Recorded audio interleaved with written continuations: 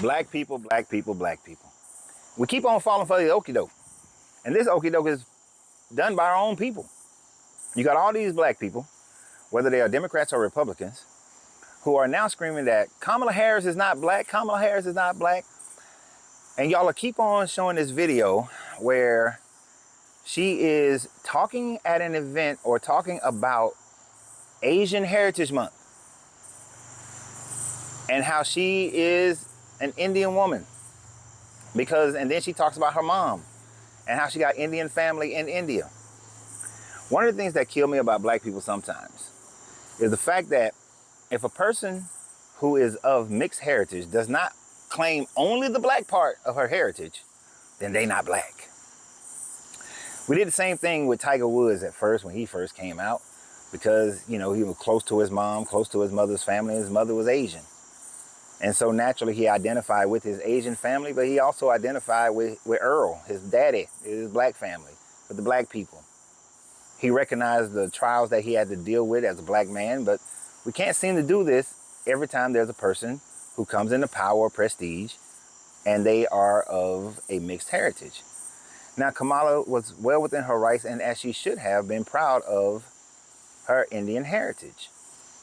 But people want to say, oh, she's not black, she's not African American. Well, she is American, and she is black as well, as Indian, as Asian. Her dad was born in Jamaica. He's Jamaican, but he's Jamaican black. It's not like he's Jamaican Asian or Jamaican white or Jamaican any other thing but a Jamaican black man. And we know that Jamaica was one of the primary places that the slave ships went to when they came from Africa into the Caribbean. And that the overwhelming majority of those slaves went either to Central and South America or they stayed in the Caribbean. Not as many came to North America.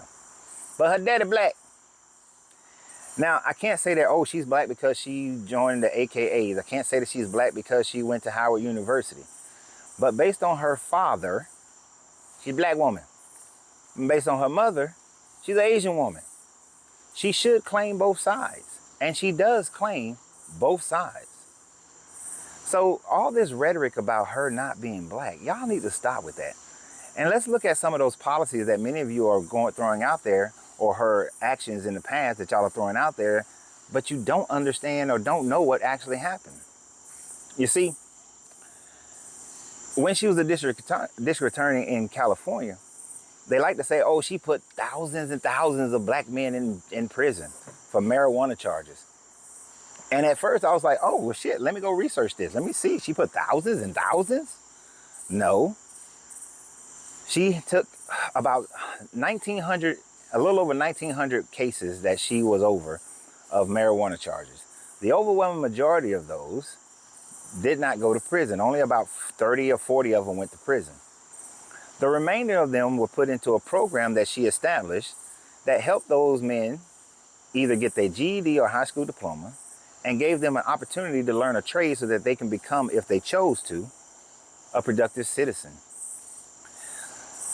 So one is not thousands and thousands. Two, only about 30 or 40 of them went to jail. The others had a second opportunity, got a second chance. I'm not saying she's perfect. I'm not saying that she's running around and she's only doing things for black people, because no politician should go around doing only things for black people or only things for white people or only things for Asian people. If you're a politician, then you have to think about the entire group of people that you are representing, which is going to be multicultural no matter how you slice it. And yes, I know there are some that are geared more towards one group or another. But look at the policies for what she actually did instead of just taking the sound bites. Even what I'm telling you right now, go and research it for yourself. And then people like say, oh, but she married the Jewish man. I don't really give two shits about who a person marries, who a person loves. If that was the case, many of you who are like me and you're comic book nerds, you may remember Icon Comics before they were bought out by DC. You may remember the character Static Shock, black superheroes. And many black people today are like, who weren't even into comics, loving the black superhero. Do you know that the man who created the overwhelming majority of those black superheroes, I believe his name is Dwayne Casey, was a black man. His wife is a white woman. So are y'all now going to say that he can't produce those comics? He shouldn't have produced those comics. He shouldn't have had a mindset towards giving little black kids superheroes in a world where most of the superheroes were white. That now these kids got Static Shock and Icon and all these other black superheroes from Icon comics simply because of a black man who was married to a white woman. And like I said, I think his name is Dwayne Casey. Y'all need to look deeper before you start making your decisions and before you start making these claims.